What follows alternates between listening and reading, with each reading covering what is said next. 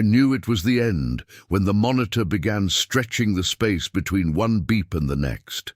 It wasn't the doctor who told me, it was the silence. The kind of silence that settles in just before the word terminal leaves someone's mouth. Room 417 had too much light for a farewell. Curtains open, blue sky outside. Inside, my mother motionless, smaller than she should have looked in that bed tangled with wires and tubes. She hadn't spoken in 2 days, hadn't responded. But when the nurse asked what her final wish was, my sister answered without hesitation, she wants to see Max. The doctor looked surprised. Animals weren't usually allowed there, but maybe when the word last enters the sentence, the rules loosen. 40 minutes later, I was holding Max's leash at the hospital's side entrance. 13 years by her side. 13 years sleeping at the foot of her bed, his muzzle already white, his back legs slower now, but his eyes the same. He didn't seem to understand the building, the smell, the movement, but he didn't seem nervous either. In the elevator, he pressed his body against my leg the way he always did when something felt off. I knelt down and whispered, "It's just to say goodbye." He tilted his head, as if absorbing the weight of the moment without understanding the words. When the door to room 417 opened, everyone expected a specific scene, the one people imagine when they talk about a final wish. The dog running to the bed, the elderly woman opening her eyes, a beautiful last breath. But none of that happened. Max walked in slowly, stopped in the middle of the room. He didn't go to her, he didn't wag his tail, he didn't whimper. He stood still, breathing deeply, analyzing the space, as if mapping something invisible to the rest of us. If this story already has you hooked, leave a like now, subscribe to the channel, and tell me in the comments which city and country you're watching from. I read many of them, and it helps stories like this travel farther. The monitor kept its slow rhythm. My sister held my mother's hand, waiting for any movement. The doctor watched with the neutral posture only someone who has witnessed countless goodbyes can maintain. And Daniel, my brother-in-law, stood near the window, arms crossed, too silent. Max then turned his body, slow, deliberate. He walked in the opposite direction of the bed, stopped in front of the built-in closet, lowered his muzzle, inhaled once, twice, 3 times. The fur along his neck began to rise. I felt my stomach tighten. He wasn't confused. He was recognizing something. A low growl came from his chest, a sound I had heard only twice in my entire life. Max wasn't looking at my mother. He was looking at someone inside that room, and when Daniel took an almost imperceptible step backward, as if trying to distance himself without drawing attention, the growl deepened. At that exact moment, the heart monitor gave an irregular beep, small, sharp, and my mother's finger moved, barely, but enough for me to know it wasn't coincidence. She hadn't asked for the dog just to say goodbye. She had asked because he remembered something, and whatever it was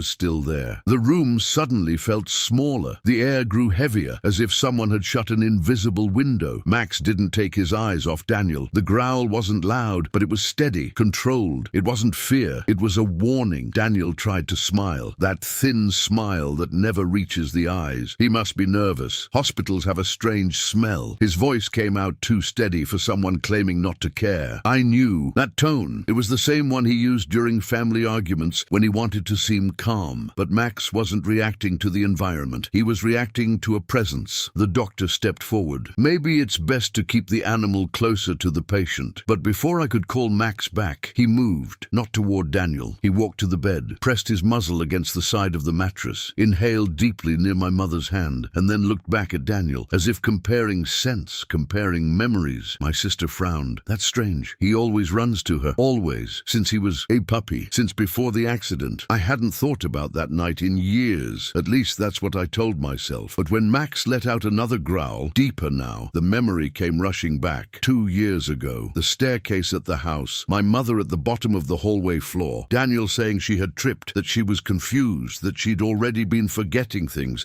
We believed him because it seemed plausible, because it was easier to believe in age than in anything else. Max began walking slowly toward Daniel. Not running, not attacking, just closing the distance. Daniel uncrossed his arms. "Get that dog away from me." His voice was louder now. Max stopped less than a meter from him, the fur along his neck fully raised. And then he did something that sent a chill through me. He lifted his paw and lightly scratched the leg of Daniel's pants, not as an attack, as recognition, as if confirming an old memory. The heart monitor beeped again.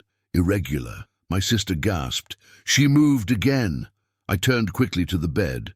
My mother's hand was trembling slightly. It wasn't a random spasm. It was effort. Max broke his stare from Daniel for a second and returned to the bedside.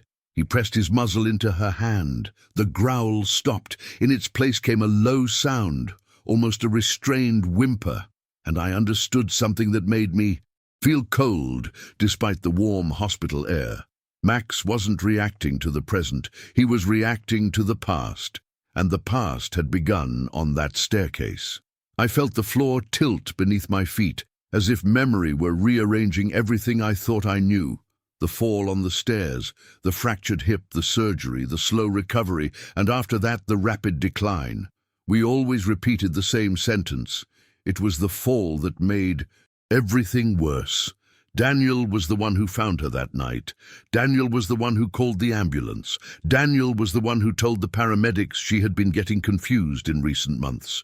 We believed him, because he was there, because it sounded logical, because no one wants to suspect their own family. Max remained between the bed and Daniel, like an invisible line dividing the room. He didn't advance, but he didn't retreat either. His eyes fixed, alert.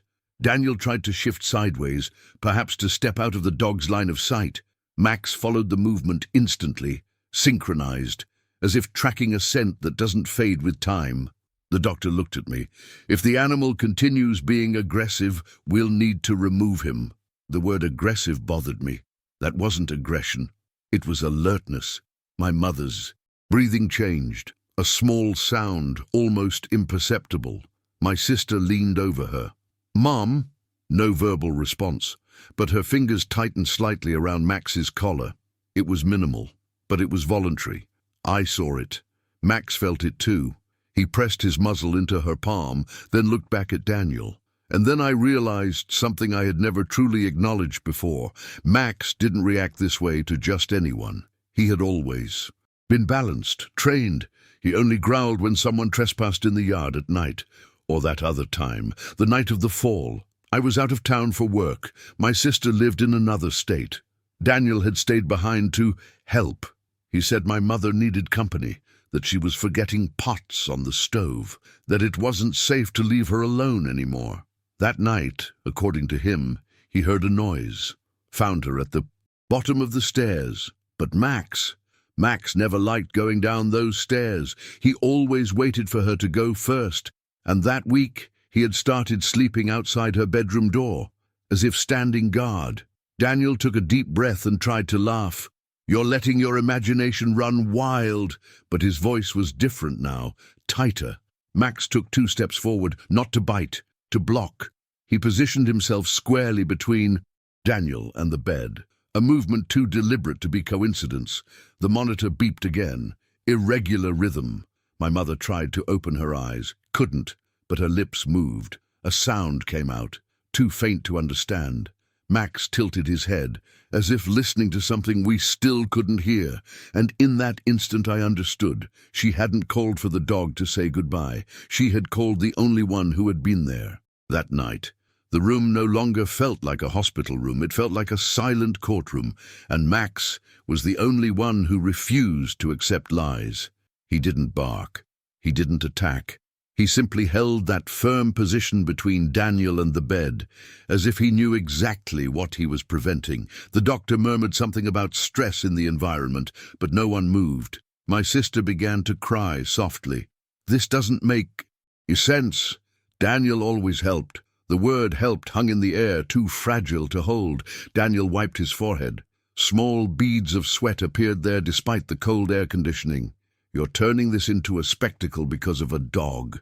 He tried to step sideways, perhaps to slip out of Max's view.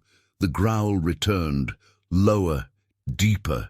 It wasn't a sound of threat. It was a sound of memory. Max stepped forward and pressed his muzzle against the leg of Daniel's pants, inhaled sharply, as if confirming something old. And then something happened that changed the rhythm of the entire room. My mother made a visible effort. Her breathing faltered for a second. The monitor triggered a short alarm. The doctor rushed to her side, adjusting something on the machines. I leaned in as well, and I saw her eyes open for a brief moment. Not fully, but enough. And they weren't vacant. They were focused, Not on me, not on my sister, on Max. She tried to speak. Her lips moved slowly, as if every syllable cost more energy than she had left. Max lifted his head immediately, alert. I moved closer, trying to hear. The sound came out faint, almost a whisper, but it wasn't a name. It wasn't son. It wasn't goodbye. It was a single broken word. Push. And then the air left her. The monitor beeped faster. The doctor asked for space. My sister gripped her hand tightly. Daniel stood frozen, his face far too rigid for someone innocent. Max began to bark, not loudly, not hysterically. A sharp, directed bark. He spun suddenly and ran to the door of the room, stopped there and looked back at Daniel, then at me, then toward the corridor, as if asking someone to go somewhere else, as if whatever mattered wasn't inside that room, but nearby. Daniel stepped back, and for the first time I saw real fear in his eyes. And in that moment I understood that what happened on that staircase might not have been a fall. It might have been a push, and perhaps the only one who saw it was the dog, who now refused to leave that room. Max didn't bark without reason. He never had. He ran into the corridor. His leash, dragging along the floor, stopped in front of a hospital laundry cart and began scratching at its metal side. It made no sense. My sister called his name, nervous. The doctor asked me to control the animal, but Max wasn't disoriented. He was leading. When I approached, he left the cart and went to the bench against the corridor wall, the one where family members spend long nights waiting for news. He shoved his muzzle under the seat and began pulling something out. A piece of old fabric appeared first, then a small bag. I recognized it before I even picked it up. It was my mother's. That bag never left her house. Never. Daniel had brought her documents on the day she was admitted, saying it was important to have everything close at hand. But that bag, it had been kept in her bedroom drawer. I had seen it there. Myself, months ago. Daniel went pale. This is ridiculous. It must have come with her belongings. But Max had already torn the zipper open with his teeth. Papers scattered across the hospital's white floor. An envelope fell open. Inside it, a sheet of paper folded several times. My mother's shaky handwriting filled the page. My hands began trembling before I even started reading. If something happens to me, it was not an accident. The sentence was there, clear, dated 2 weeks before the fall. My stomach turned. My sister covered her mouth. The doctor stood frozen, unsure whether he should even be witnessing this. Max growled again, not loud, but firm. Daniel tried to grab the paper from my hand. I instinctively stepped back. The monitor in room 417 beeped again, irregular, insistent, as if time itself were counting down. The final seconds of something that needed to be revealed. I kept reading. My mother described arguments, pressure to sell the house, insistence on changing documents. She wrote that she was afraid to be alone with him, and in the last line, a sentence that stole the air from my lungs. If I fall down the stairs, it won't be because I tripped. The corridor seemed to spin. Daniel took another step back. Max advanced, half a meter blocking him, and in that moment I heard from room 417 a different alarm, louder, more urgent, and I knew her time was ending. But before it did, the truth still needed to come from someone's mouth. The alarm went off. Not a soft beep, a continuous tone, the kind every hospital recognizes as the limit. Nurses ran down the corridor. The doctor rushed into the room without waiting for permission. My sister began crying before she even understood what was happening. I stood frozen, gripping the crumpled paper with my mother's handwriting, while Max growled low, locked on to Daniel. He didn't try to run, not yet, but his eyes were no longer indignant. They were calculating. I stepped into the room. My mother was conscious, weak but conscious. The oxygen mask rose and fell unevenly.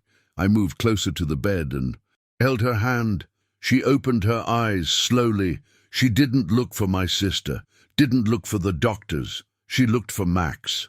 The dog approached the bed and rested his muzzle against the side of the mattress.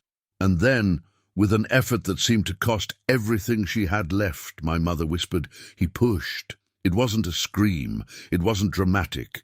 It was a statement. The room went still. Daniel took 2 steps back. "She's confused. It's the medication."